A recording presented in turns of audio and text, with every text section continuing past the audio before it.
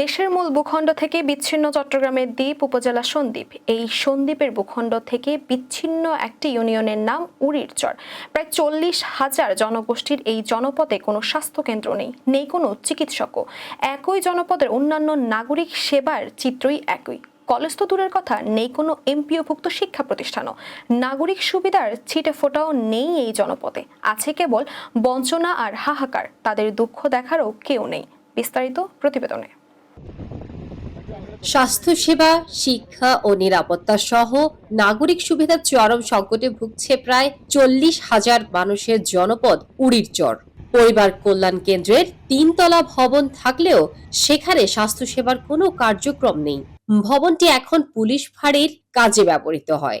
এই জনপদের মানুষের সর্বরোগের জন্য কয়েকটা ফার্মেসি ভরসা। এসব ফার্মেসি যারা পরিচালনা করেন অধিকাংশেরই কোনো প্রশিক্ষণ বা ডিগ্রি নেই।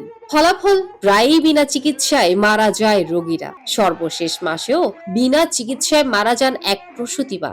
চরটিতে মাত্র 4টি প্রাথমিক বিদ্যালয় ও একটি মাধ্যমিক বিদ্যালয় রয়েছে, যার মধ্যে 3টির প্রধান শিক্ষক নেই। নিরাপত্তায় রয়েছে মাত্র 12 জন পুলিশ। নদী ভাঙন এখানকার মানুষের নিত্যসঙ্গী।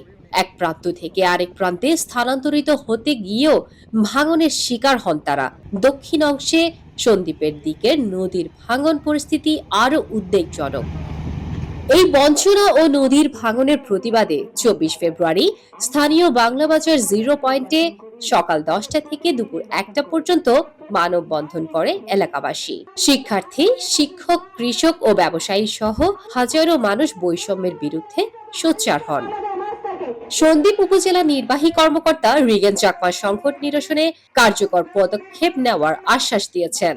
আপনারা জানেন যে এটি আসলে একটি ভালো স্টেপ বলে আমরা মনে করছি আর কি। আগামীকাল কিন্তু সেখানে সচিব স্যার আসবেন এবং সেখানে জায়গাটি দেখে কতটুকু ফিজিবল কনটেন্ট করা সেটা স্টাডি করার জন্য আসছেন। এটি যদি হয় যুগান্তরের একটা স্টেপ হবে। প্রথমত নোয়াখালীর সাথে উড়িরচর কানেক্টেড হবে এবং পরবর্তীতে কিন্তু এটা দেখা যাবে ধীরে ধীরে সন্দ্বীপের সাথে কানেক্ট করা যাচ্ছে।